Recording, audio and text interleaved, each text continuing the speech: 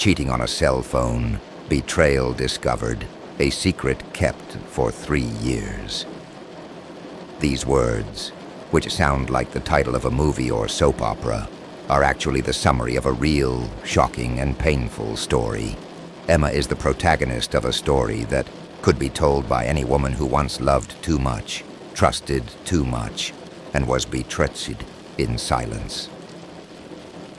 It all started with a notification on his phone.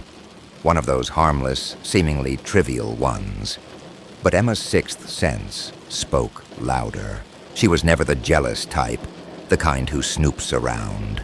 She trusted, or thought she trusted. But that day was different. Something inside her pulsed like a warning. When she picked up her phone, she didn't have to look very hard. It was all there. Saved messages, old conversations, images, words that felt like knives. He told the other woman that he dreamed about her, that he was tired of married life, that his wife, Emma, no longer understood him. Every line she read was a part of her heart that was silently shattered. And there, faced with that irrefutable evidence, Emma did the unthinkable. She said nothing. Not that day. Not even the next one. Not even the following month. Not even the following year. For 3 whole years, she lived next door to a man who didn't know he had been discovered. She knew everything, and chose silence. But why? This is the question that haunts the minds of those who hear this story. Why does a woman who discovered emotional and physical betrayal choose to remain silent? Fear? Strategy? Revenge? Love? The answer may not be unique. Maybe it's a little bit of everything, and maybe you'll only understand it by hearing it from her. Emma is no ordinary victim. She didn't make a scene. She didn't leave the house. She didn't tell her family. She didn't confront her lover. But don't think she kept quiet out of weakness. What she lived through after that day was a daily hell, but controlled, calculated, cold and emotional at the same time.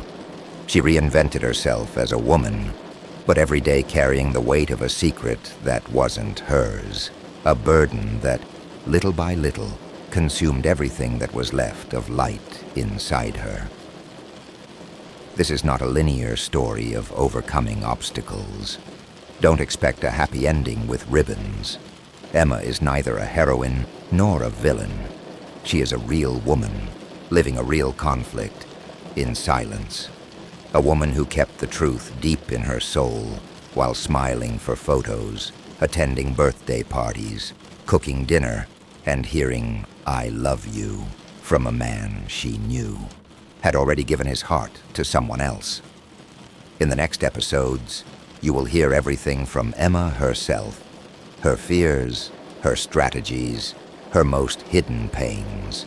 You will understand why she stayed, what she planned, and what in the end she decided to do. Because her silence came at a price, and it came at a high price. And now I ask you, if you were in Emma's place, what would you do? Comment below. Would you have the courage to keep quiet like her? Or would you let it all out right away? What if this story left you with a heavy heart? And subscribe to the channel so as not to miss the next chapters of this real and surprising outburst. Hello, my name is Emma, and this is, without a doubt, the hardest thing I've ever decided to tell you in my entire life. But the time has come. I'm tired of holding it all in, of smiling through a broken heart, of living like I don't know, when in fact, I've always known. I guess I can say it all started about 3 years ago, but if I'm honest with myself, the signs were there long before that. The short answers, the physical distance, that different sparkle in his eyes, a sparkle that was no longer for me. But the day everything changed was just another afternoon, and that's what scares me to this day. How life can fall apart on an ordinary day. He had just gotten out of the shower, and his phone vibrated on the nightstand. It was unlocked. I didn't even think. I swear, I didn't think. It was automatic. I picked it up, I opened it, I read it. At that moment, I felt like the ground had disappeared. The words, they were so clear, so intimate, and so cowardly. He said he loved me, but that he was stuck, that with her, he felt light, that with me it was routine, a demand, but with me it was a burden, that I no longer made him feel like a man. And she responded with giggles, heart emojis, and those sweet phrases, the kind we expect to hear only from the love of our life. My eyes burned, my hands shook. I felt sick, anger, despair, but what really hurt me was the coldness.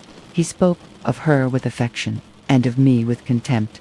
I, who was there through it all, in the good times, in the bad. I, who had sacrificed myself so many times to make it work. But instead of screaming, I closed the screen.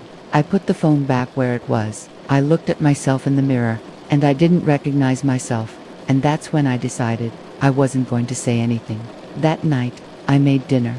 I set the table. I sat down, listened to him talk about work, laughed at his jokes, and with every word that came out of his mouth, I felt like I was watching a stranger. I knew who he was, and he didn't know that I knew. It seemed crazy, right? Choosing silence when you have such clear evidence in your hands. But at that moment, I didn't want the pain of the explosion. I wanted control. I wanted time. I wanted to understand what had led me there. And, above all, I wanted to observe. In the days that followed, he continued with his routine, the same schedule, the same automatic kisses. But I saw everything with different eyes. I noticed the details, the way he hid his cell phone, the hidden smile when he replied to someone on WhatsApp, the exaggerated care he took with the appearance on certain days of the week. It was like watching a movie and knowing the ending. I started saving everything, printouts, schedules, old conversations that he didn't take the time to delete. And more than that, I started to change. I, who was so emotionally dependent on him, started to disconnect, even though I pretended otherwise. I discovered a strength that I didn't know existed, a silent, bitter strength, but mine. During that time, he didn't suspect anything. On the contrary, he even started to compliment me more. He said I was different, lighter, prettier. Little did he know that I was in the process of mourning. I was mourning for both of us. I smiled, but it was like wearing a mask every day. And when the crises came, because of course they did, I would go for a walk alone. I would cry, in the bathroom. I would write in notebooks that I don't even have the courage to read again today. I needed to release that scream stuck in my throat. And even so, I didn't tell anyone, not even my closest friends. I felt that if I said it out loud, it would take on a concrete reality. And I still wasn't ready to bury the marriage. For a while, I even thought he was going to stop, that it was just a phase. But no, she kept going.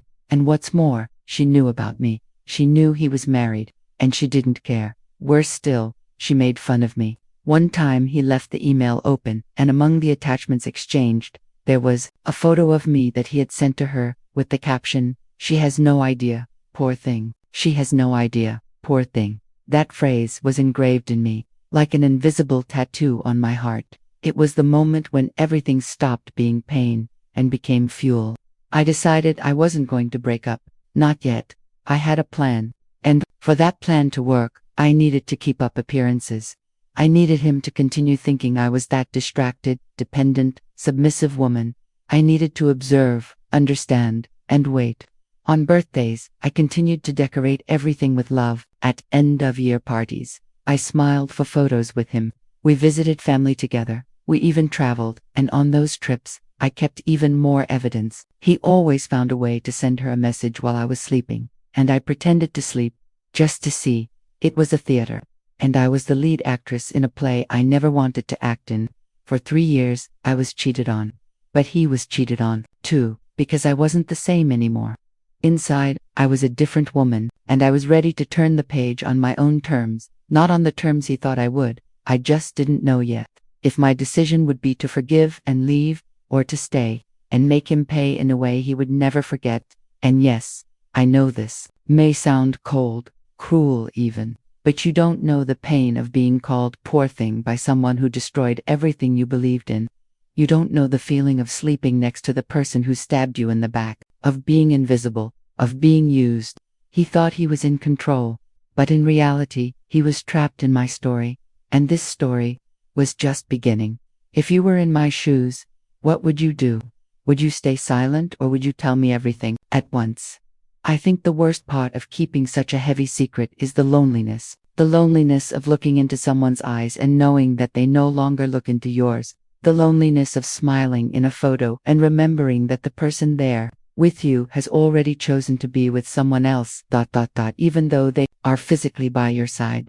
There were many days of silence, many sleepless nights staring at the ceiling, trying to understand where everything started to go wrong. But I also began to understand something else. I was not to blame.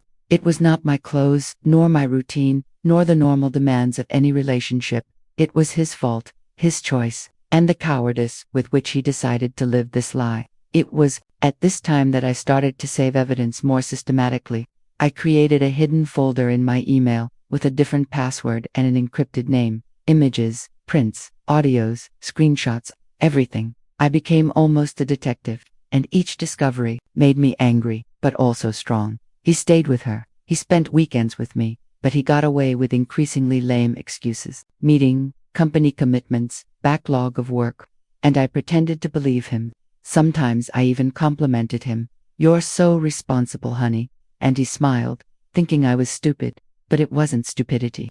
It was patience. I realized that if I exploded, if I let it all out, he would come out as the victim. He would say that I was crazy, jealous, unbalanced, because that's what many men do.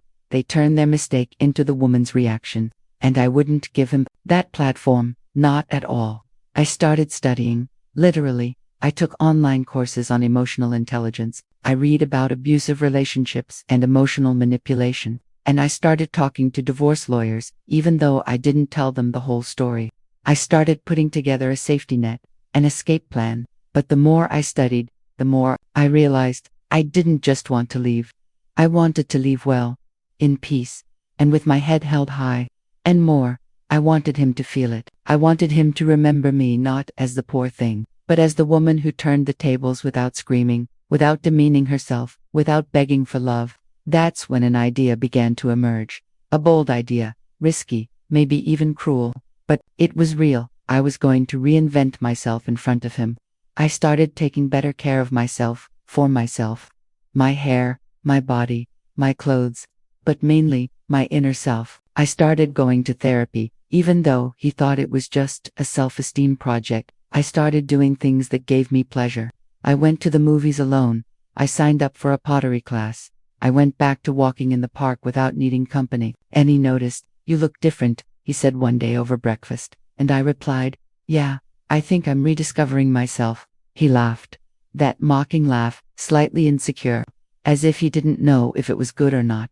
But I saw it. He started to get bothered. He started to feel insecure. He started to ask me out more, to observe me more. One day, he even went through my bag, and I let him, because I wanted him to wonder, does she have someone? It was subtle, but effective. He began to unsettle himself. And that gave me a strange satisfaction. I never got involved with anyone else during that time. It wasn't out of moralism, it was out of focus. I needed to be 100% clear-headed to do what needed to be done. I needed him to feel exactly what he planted, the doubt, the distrust, the fear of losing. One day, he came home from work and found a box on his bed. Inside were some old photos of us, a card he gave me on our first anniversary, and a handwritten note. "Are we still the same?" He was shocked. He looked at me, and for the first time in a long time, he cried. "Why did you write that?" he asked. I smiled slightly and replied, "Because that's what I ask myself every day." He didn't know what to say. He held me. He tried to have sex with me that night and I let him, but for the first time, I cried silently through it, not from pain, but from anger, from pity, from heartbreak, and because I knew it was almost over. The next day, he started acting differently. He tried to be present, made travel plans, talked about children, something he had avoided before. And I watched it all from a distance. I knew none of it was true. It was just fear. Fear of losing me. Fear that I had found out. And I took advantage of that fear. I started leaving false clues. Sometimes I would go out saying I was going to see a friend, but I was actually going to the mall alone. Other times, I would text myself from an old SIM number I still had, just to purposely leave the conversation open on my phone screen. He saw it. I noticed it, and he became obsessed. That confidence he had evaporated. He started treating me with more respect. He stopped going out as much. He kept asking me where I was and who I was with. He started secretly checking my phone. I could tell by the signs. The tables had turned, and as crazy as it sounds, it gave me peace. Because I saw, for the first time, him tasting the poison that he had made me swallow for so long. The doubt, the uncertainty, the fear of being replaced, the fear of losing someone he loves, or thinks he loves. But even with this triumph, there were nights when I would break down, because deep down, all I wanted was true love. It was not having to pretend. It was laying my head on the pillow and trusting. But that didn't exist anymore. Not here, not with him. And the question that kept ringing in my head was, why was I still there? I knew the answer. It was the end. I wanted to end it with dignity. I didn't want to go out like the crazy woman, like the woman who freaked out. I wanted to go out like the woman who observed, understood, and chose her own freedom. And for that, I needed him to think that everything was okay. Until the very last second. That's when I made the final decision. I was going to organize a dinner just for us. And at that dinner, I was going to say everything, show everything, hand over every piece of evidence, every print, every date, everything, not to get back together, not to apologize, but to free myself. I began planning this dinner as if it were my own personal farewell ritual.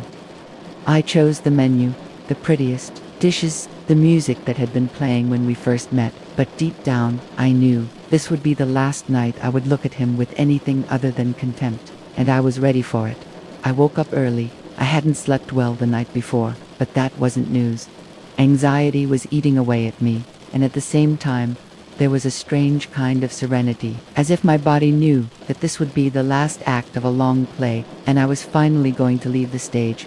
I spent the day carefully organizing everything. I made sure to buy fresh ingredients at the market, set the table with the linen tablecloth we had received on our first Christmas together, and even used the white dishes he always said made dinner feel like a special occasion. Well, it was a special occasion. He just didn't know it yet. I made his favorite dish, shrimp risotto with Sicilian lemon, white wine chilled in the fridge, and an apple pie in the oven, his mother's recipe. Not because I wanted to please him, but because I wanted him to remember, down to the last detail, what he had lost. I put on some really low background music, those old jazz playlists we used to listen to when we were still a real couple. I lit 2 candles, and I went to get ready. I chose a red dress, not because it was sexy, but because it was strong.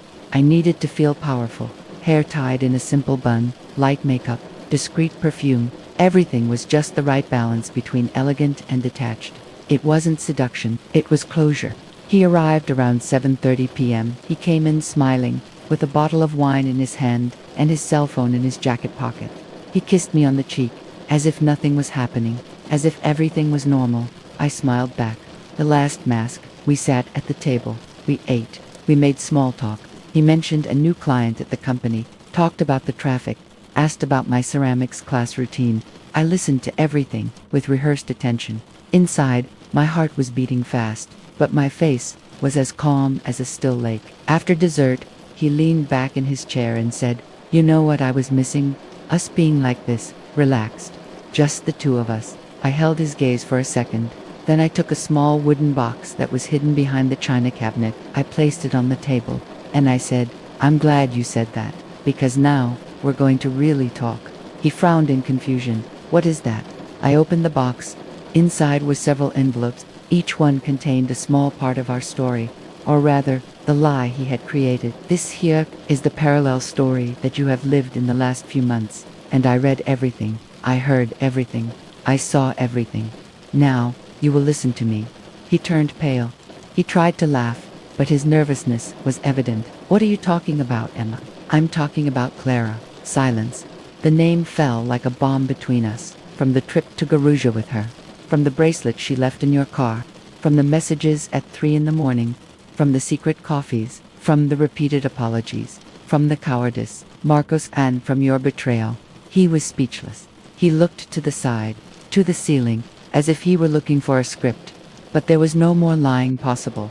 It was all there. Printouts, screenshots, notes of dates, Even a screenshot of a conversation where he said that I was too annoying to deal with and that he was practically already separated. His words, proven. Emma, it's not like that. No, I interrupted. Then, explain it to me. Convince me. Look me in the eyes and tell me it's all just my invention. He took a deep breath. He squeezed his eyes shut, as if that would erase the guilt, and he began to speak. Okay, I made a mistake. I was weak. But it was just a moment. You know, I was feeling alone, pressured, and she appeared. Pressured by what? I interrupted. By having a woman who loves you, who supports you, who believed in you when no one else did. He didn't answer. I continued. Do you know what hurts me the most? It's not the betrayal itself. It's the fact that you looked into my eyes, day after day, and chose to lie. And more than that, you played the victim. You made me doubt myself, my intuition, my lucidity. He lowered his head. I felt lost. Well, now you're going to find yourself alone. I got up from the table. I went to the bedroom. I grabbed a suitcase that had been packed for 2 days. I carried it back to the living room. Here are your things. Your shirts, your documents, your favorite watch, and also the wedding ring you stopped wearing when you thought I wouldn't notice. You can take it. Take everything. Emma, please. We can try. I can change. You've already changed. For the worse. And now, you're going to change your address. He stood up, nervous. You're being cold. I'm human. I made mistakes. No, Marcos. I was too human. I had too much empathy, too much patience, too much love. Now, I'm what's left after you tried to break me. He came closer, trying to touch me. I took a step back. Don't touch me. He stopped, his eyes filled with tears. For the first time, he looked small, weak, really scared. You'll regret this, he said. No, the one who will regret it is you. When you realize that no one else will love you with the completeness that I loved you, and that you threw that away for momentary pleasure, for ego, for weakness. We were silent for a few seconds. He looked around the room, as if this were the end of a chapter and it was. Then he picked up his suitcase, without another word, and left. I closed the door firmly, and collapsed. I cried like I had never cried before. With relief, with pain, with anger, with mourning, because yes, that was mourning. I was burying a part of my life, but I was also being reborn. The next day, he tried to call. Many times. I didn't answer. He sent me messages. He apologized. He said he was lost, regretful, desperate. But I didn't answer. I blocked everything. My phone, social media, emails. As if I were deleting a virus from my system. Because that's what it had become. Something that made me sick inside, silently, while pretending to be loved. The following week, I received a message from Clara. Direct, no beating around the bush. Hi, I think I understand everything now. He told me what happened, and he wanted to apologize to you, for everything.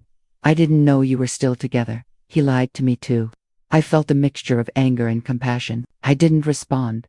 I didn't owe her anything, nor him. For the first time in months, I owed everything to myself, and I promised myself, I will never again accept less than I deserve. I will never again allow someone to extinguish my light to shine behind my back. I will never again doubt my intuition. Because, in the end, I won. Not by making him pay, but by setting myself free. Now, take a deep breath with me, because I know it's not easy to hear this kind of truth. Would you have the courage to do what I did? Have you ever been through something like this? I thought that after that dinner, after seeing him leave with a suitcase in his hand and his head down, everything inside me would calm down. I thought I would have peace, that I would finally sleep peacefully, that the storm had passed. But no, it was just the beginning of a new kind of storm. The first few days were too quiet. The house felt empty, even though it had never been so full of me. His absence was echoed in the details. The place where the empty toothbrush was, the towel that was not thrown on the floor, the chair on the left side of the table that was always empty. Even so, I resisted. I did what needed to be done. I changed the locks, canceled his cards still linked to the joint account, and asked to cancel the cell phone plan we shared. Little by little, I began to cut the practical ties. But the emotional ones, you can't cut them with paperwork. He kept trying to contact me. He called from different numbers. He sent messages through mutual friends. He even tried to get closer through my mother who, by the way, was furious when she found out about everything, and worse, Clara also tried to look for me again. I didn't answer. I didn't want to hear any more explanations, or apologies, or regrets. For me, it was already over. But 2 weeks later, something happened that turned my life upside down again. It was a normal afternoon. I was arriving home with grocery bags, and when I opened the door, I came face to face with him. Yes, Marcos, sitting on the steps of the building's entrance, as if he were a teenager waiting for his punishment to pass. "Emma, please," he said, standing up quickly. "I needed to see you. It's important." "I've already said everything I had to say," I replied firmly. I know. He put his hands on his face, nervous, "but now it's different. You need to know something, Marcos, please." "I don't want to know anything about you anymore. Clara is pregnant." I remained silent. He repeated, "Clara is pregnant, and she said the child is mine." At that moment, everything stopped. The bags slipped from my hands. The sound of the fruit falling to the floor was the loudest sound I had ever heard. My stomach turned. I felt like I had been punched in the chest. He tried to come closer. I backed away. Are you kidding me?" I asked, my voice breaking. I wish it was a lie. But she showed me the scan. She said she was 7 weeks along. It matches exactly the period when he stopped, not daring to finish. "Where you cheated on me," I finished for him. He nodded, silently. "And why did you come here to tell me this? What do you want from me?" "I don't know," he said, running his hand over his face. "I guess I needed you to know. I don't know what to do. She wants to have the baby. She said she doesn't need me, but she's going to move on. And I'm lost." "Are you lost?" I laughed, incredulous. "I threw you away, Marcos, and you still think you should vent to me. I'm sorry. I really am. I know you don't owe me anything. I regret everything, Emma. I swear to her. From now on, what you do, or don't do, is no longer my business. Are you going to be a father? Congratulations. I hope you'll be a better father than you were a husband." I closed the door in his face. I cried again, a lot. But it wasn't just because of the betrayal now. It was because of the humiliation. Because of the wound being dug deeper. Because of the feeling that, even far away from him, he still had the power to hurt me. That night, my head wouldn't stop. I lay there staring at the ceiling, remembering all the plans I made with him. The names of the children we dreamed of together. The what-ifs I repeated 1,000 times.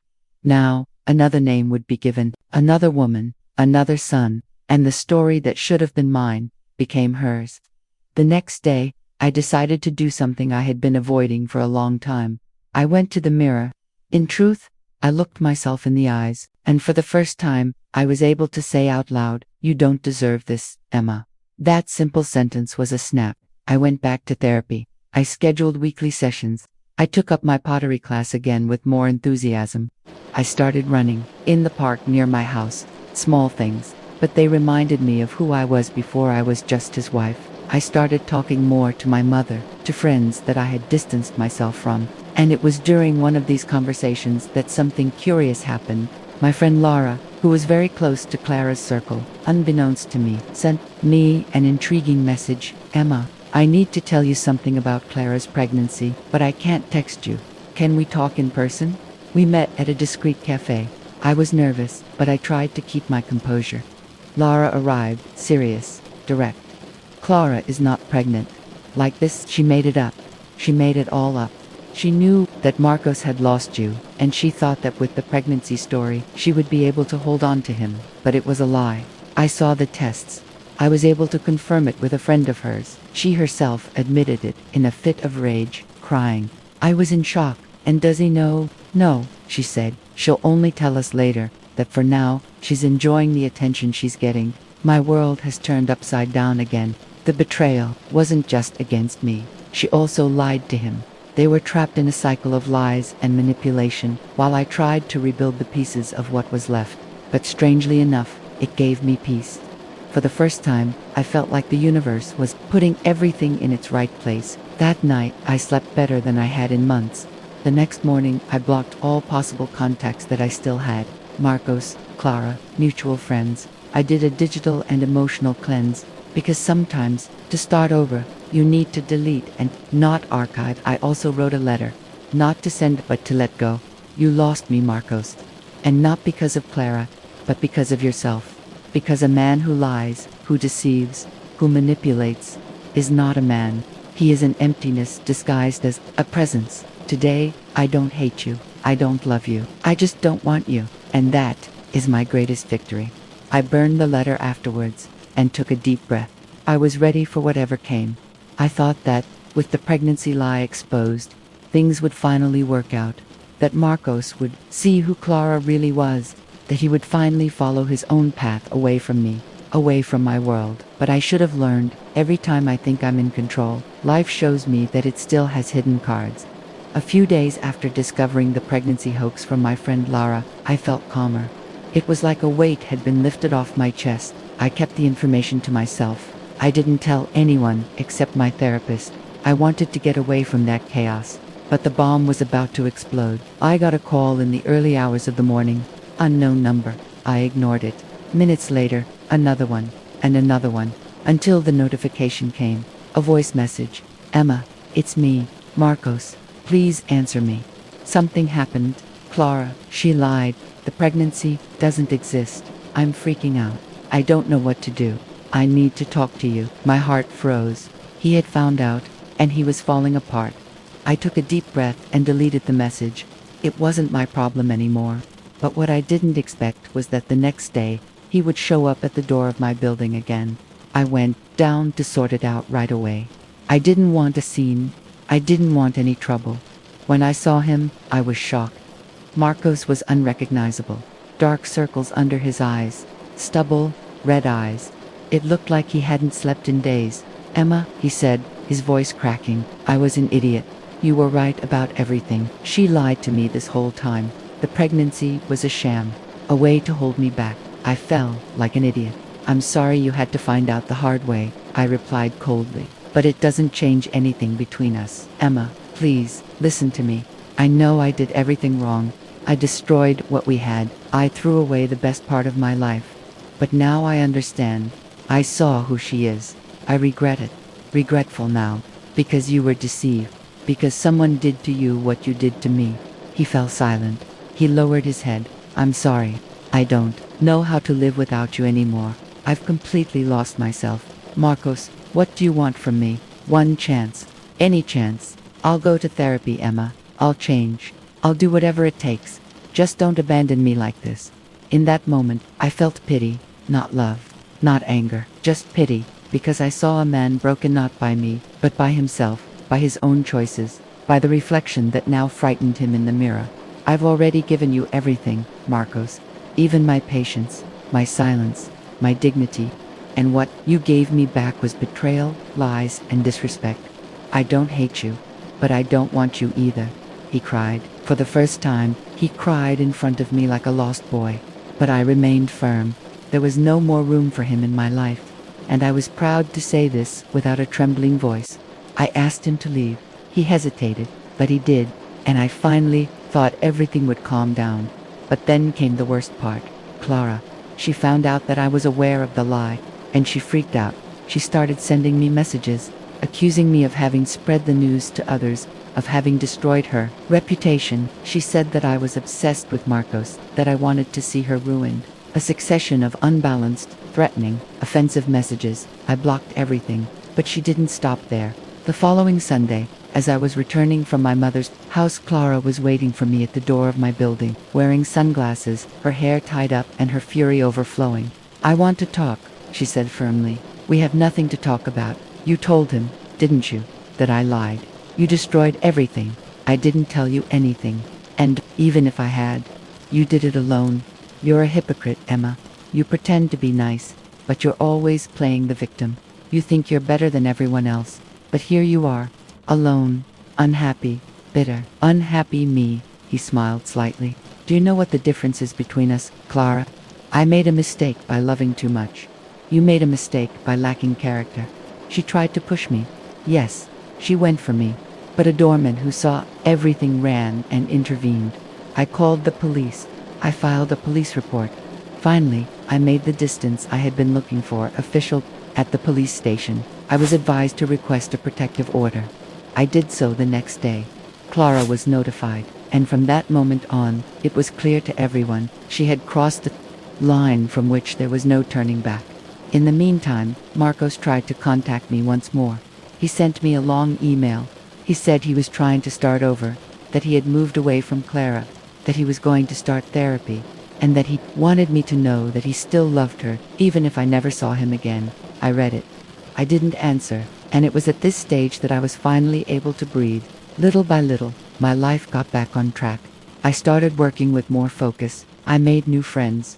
I traveled alone to a place I had always dreamed of visiting. I even started writing diaries, letters, short stories. It was as if my soul had begun to rebuild itself in words.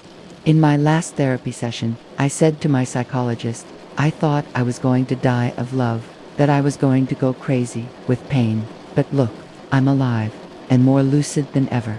She smiled and said, You've turned the page. But do you know what's most curious? It was just when I thought everything was resolved that something unexpected happened.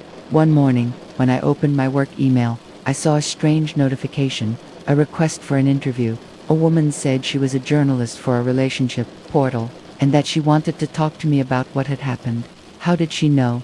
Who told her? At the end of the email, there was a sentence that took my breath away. We found out about your story because Clara herself shared an anonymous account on our forum and mentioned that the man's wife was a woman who made a special dinner to expose the betrayal. The repercussion was huge. We want to tell the other side of the story. My heart raced. She was using the story, using my pain, turning it into a narrative to get attention, to gain followers, to promote herself. There, I understood that perhaps this story was not over yet. The years passed, and even with all the pain I carried, I learned to live with the silent betrayal that I kept to myself. No one but me knew that I discovered everything on Marco's cell phone, that I saw the messages, the meetings, the photos, everything. And yet, I didn't tell anyone for 3 years. It was a heavy, suffocating secret, a burden that consumed me from within every day. I don't know exactly why I kept quiet. Maybe it was the fear of losing everything we had built, the foolish hope that he would change, or simply the fear of what people would think. After all, no one wants to be the one who couldn't hold on to her husband. I remained trapped in that silence, trying to maintain the appearance of a strong woman, a faithful wife, a devoted mother. But inside, I was in ruins. I saw Marcos every day. He acted normally, but his eyes betrayed me. The look of guilt, the evasiveness, the fake smiles when I talked about plans for the future. And me. I pretended not to see, not to know, because the truth was much more painful than any lie. Clara, the lover, was still there, invisible to the world, but present in my life in a way I never imagined. I couldn't confront her directly, but I knew she was proud of the situation. I heard that she even made a point of showing her friends that she had won. This silent humiliation ate away at me, but I didn't let anyone know. In these 3 years, I tried to rebuild my self-esteem, even if in a crooked way. I distanced myself from some friends who didn't understand my decision not to expose Marcos. I went back to work with more focus.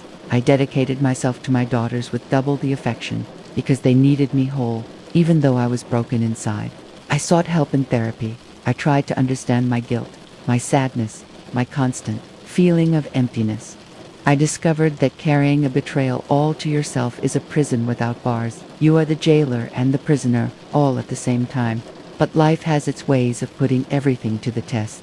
It was on a random night, 3 years after my discovery, that the secret almost leaked out. An unexpected phone call from a close friend of Clara's who somehow knew what I knew.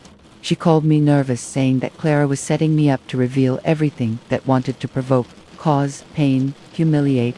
The news froze me.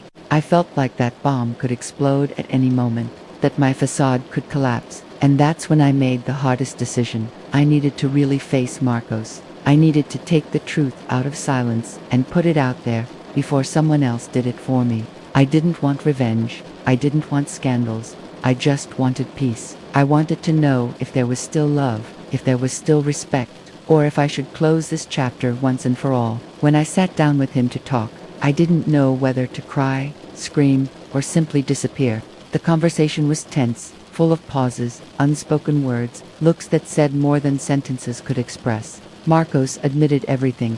Not that I needed these confessions to believe him, but hearing him acknowledge his betrayal was a blow, a mixture of relief and more pain.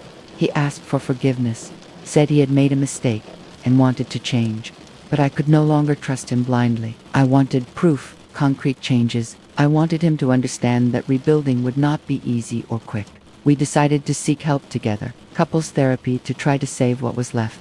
But even with the weekly meetings, the past insisted on appearing in the form of doubts, jealousy, insecurities. The shadow of betrayal was long and cold. The hardest part was dealing with myself. I felt torn between the love I still had for him and the hatred for the betrayal that had destroyed me, between the desire to forgive and the fear of getting hurt again. And while I struggled to understand myself, Marcos continued with Clara. Yes, it didn't stop. The meetings, the messages, the hiding place, everything kept happening, like an open wound that wouldn't heal.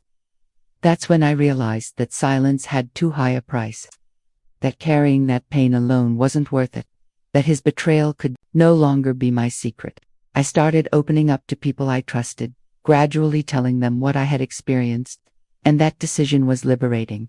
The pain continued, but now it had a voice. It had space to be processed, understood, and, who knows, one day, healed.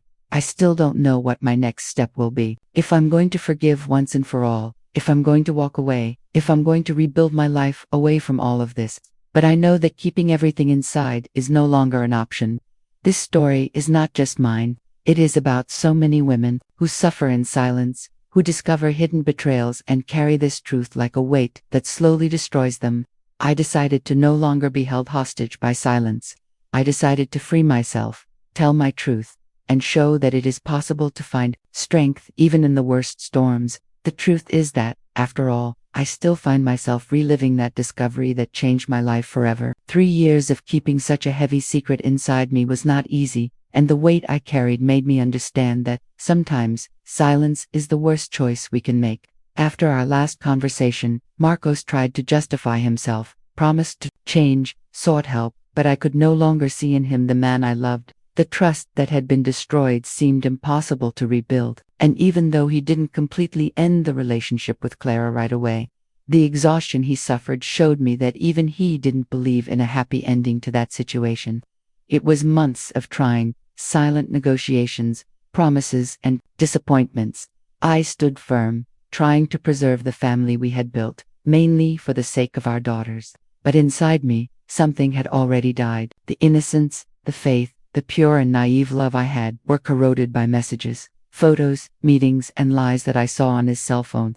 It was at this point that I had to make a definitive decision. I could no longer lose myself trying to save a relationship that was only slowly destroying me. I needed to recover my dignity, my self-esteem, my emotional freedom. I then decided to put an end to that story. I filed for divorce. Of course, the decision didn't come without a fight. There were tears, disapprovals, desperate pleas for me to reconsider. Marcos even tried to change, but it wasn't enough anymore, not for me. And in the midst of this turmoil, something unexpected happened. Clara disappeared from his life. I don't know exactly what happened, if she got tired or if Marcos finally had a flash of conscience, but the fact is that she disappeared, and with that, he was left facing the void that his choices created. For me, her absence did not bring immediate relief. It only confirmed how wrong he had chosen. Her absence showed me what I already knew, that the problem was never just her, but his choices. I started to dedicate myself to myself, my children, my work, and to seek a new beginning that was just mine. It was painful, lonely, but liberating. I learned to trust again, to love myself first, to not accept crumbs of love and respect. Of course, there are still days when sadness hits hard, when unanswered questions echo in my mind. Why did he do this? Why didn't I see it before? How could he deceive me so deeply? But I also learned that life doesn't have to be defined by other people's mistakes, but by what we choose to do after them. Now, looking back, I see that keeping this secret for 3 years was my way of protecting myself, of trying to control a situation that destroyed me. But I also realized that silence does not heal. He just postpones the pain and allows it to grow in silence. I would like to say to all women who are going through something similar, do not keep quiet. The truth can hurt, it can destroy temporarily, but only it sets you free. Only it allows you to rebuild your life with honesty and self-love. Today, I don't know what the future holds for me and my children, but I know that it will be built on the basis of truth and courage, and that I will never be the woman who accepted silence as an answer to betrayal. This is my story, a story of pain, struggle, silence, and, finally, liberation. May it serve as a warning and hope for those who go through the same thing. And now I ask you, could you keep such a heavy secret for so long? What would you do in my place?